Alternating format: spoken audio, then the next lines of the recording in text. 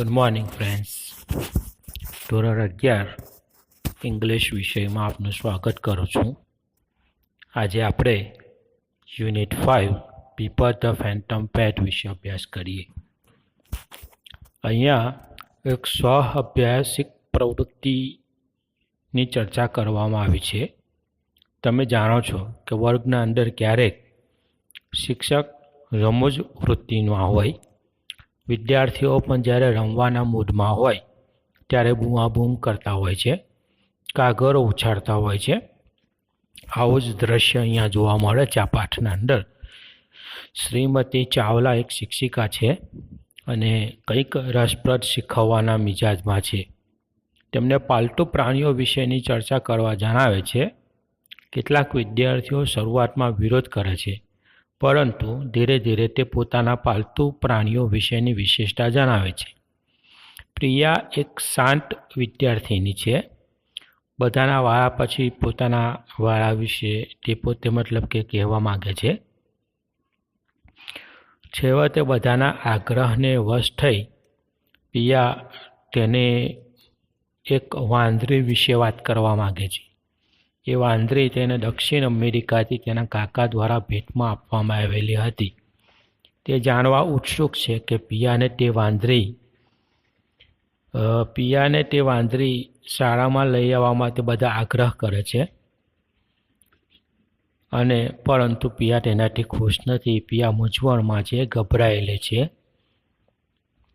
આચાર્યશ્રી પ્રિયા વિશે વાંદરી વિશે યોગ્ય ઉત્તર આપી શકતી નથી.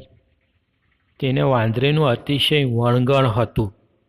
તેથી પિયાના જે ઘરના સભ્યો હતા એ વાંદરીને દક્ષિણ અમેરિકા જંગલમાં પાછી મોકલી આપી છે.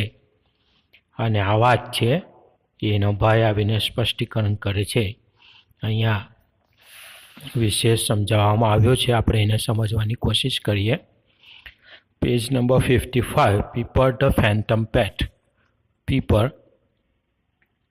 પીપર આમ તો એક મરી મસાલા તેજાનાનું નામ છે. ફેન્ટમ એટલે રહસ્યમય, એક ભ્રામક, અને પેટ એટલે પાલતુ પ્રાણી. આ એક નાટ્ય સ્વરૂપે છે. તેમાં રીડ 1 આપ્યો છે. The scene opens in a classroom. ક્લાસરૂમનું દ્રશ્ય છે. ઇટ ઇઝ કેઓટિક એટલે કે અતિશય ઘોંઘાટ અને ગેરવ્યવસ્થાવાળું. Much shouting and flinging of papers and pencils. ખૂબ જ પેપર પેન્સિલ્સનો અવાજ સંભળાય છે. એટલે બધા ઉછળકૂદ કરે છે, પેપર પેન્સિલ કાગળોને ફેંકે છે એકબીજા પર. Teacher enters. શિક્ષક પ્રવેશે છે. Looks helplessly at the scene.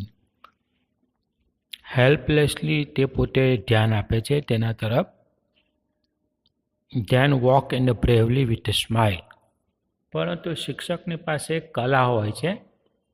ગમે તેવા વિદ્યાર્થીઓને તે ટેકલ કરી લે છે. એમના અવાજથી ધીરે ધીરે બધા શાંત થઈ જાય છે.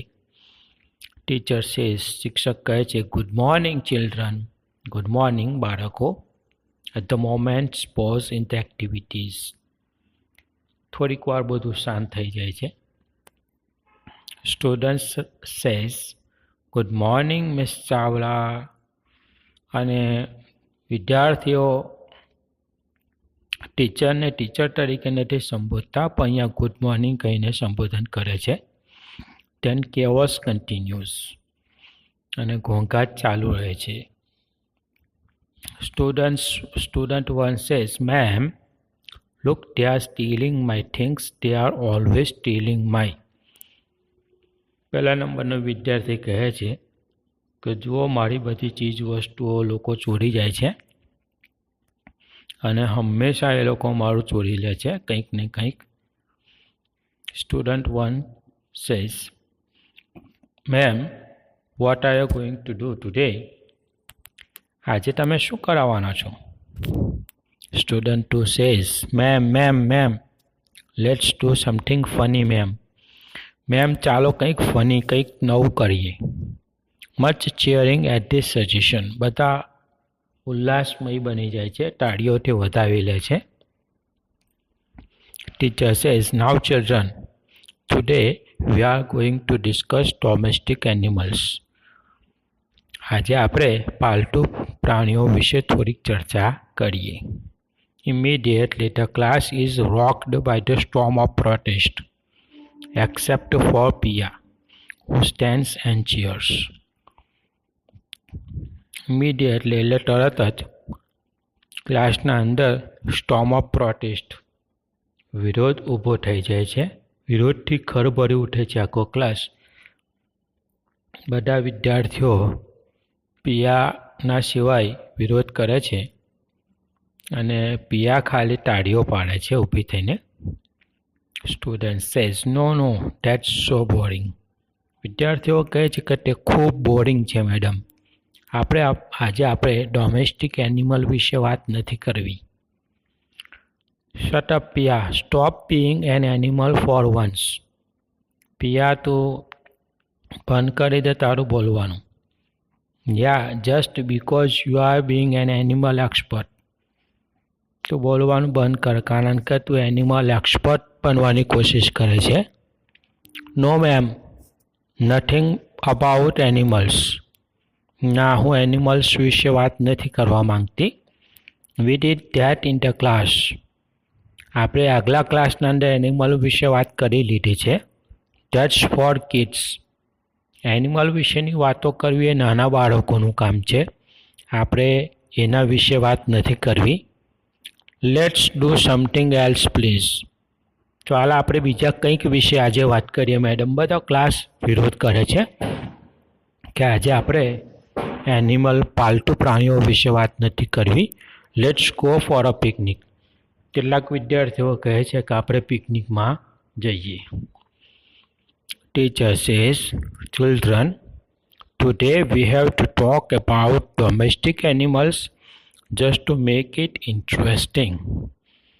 આજે આપણે ડોમેસ્ટિક એનિમલ્સ વિશે વાત કરીએ અને ખૂબ ઇન્ટરેસ્ટિંગ, એમાં ઇન્ટરેસ્ટ પણ પડશે, તમને મજા પણ આવશે. Let's start by each of you telling us about the pets you may have at home. We'll start with you, Shama. ચાલો આપણે એક પછી એક પેટ્સ વિશે વાત કરીએ અને આપણે શરૂઆત શમાથી કરીએ. Shama says, yes, most of you lucky ones know those who have been to my house. I have got bunch of rare Angola rabbits. They are very beautiful and they have this long fur, so please braid them for the fur. People braid for them for the fur to make sweaters. સમા કહે છે કે આપણે ખૂબ lucky છીએ કે મારા ઘરના અંદર bunch of rare angora rabbits, મેં અંગોરા રેબિટ્સને પાલવ્યા છે. એટલે અંગોરા પ્રકારના સસલા પાલવ્યા છે. દે આર વેરી બ્યુટિફુલ, ખૂબ સુંદર છે. They have this long soft fur. એમના જે રોછારી જે છે ચામડી, એમને મતલબ કે જે સ્કિન છે એ ખૂબ જ રોછારી છે, એકદમ મતલબ કે મુલાયમ છે. So people breed them for the fur. લોકો તેમની રોછારી ચામડી માટે એને પાલવે છે. To make sweaters. તે માટે સ્વેટર્સ બનાવવામાં આવે છે. Student says, yeah ma'am, they are really cute. The fur is so soft, ma'am.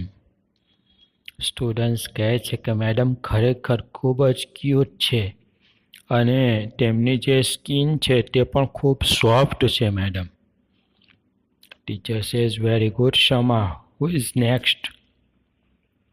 Teacher કહે છે કે ખૂબ સરસ વાત કરી છે શમા.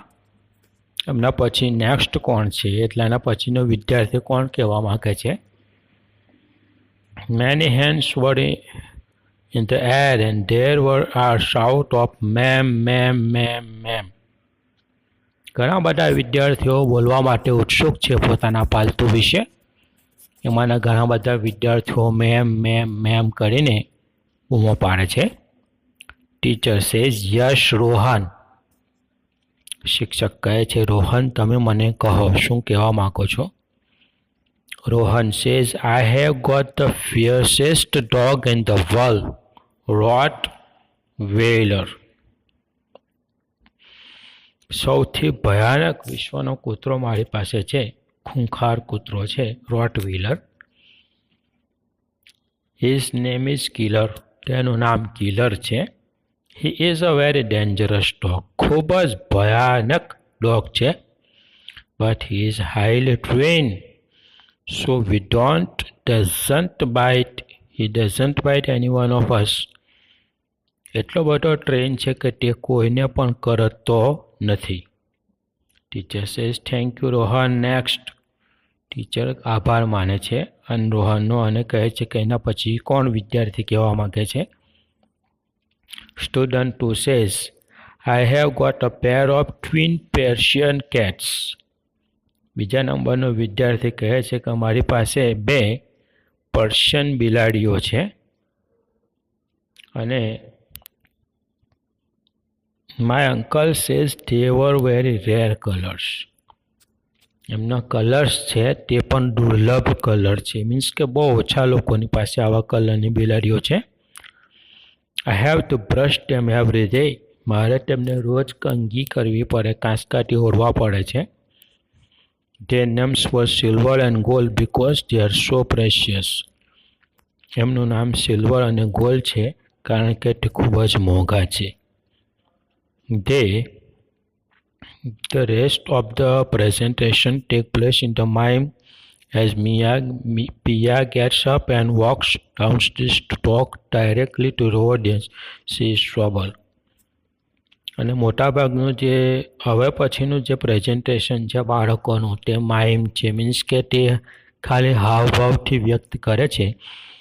પિયા બોલવા માટે ઊભી થાય છે પરંતુ તે થોડીક ટ્રબલના અંદર છે અને કંઈક બોલી શકતી નથી.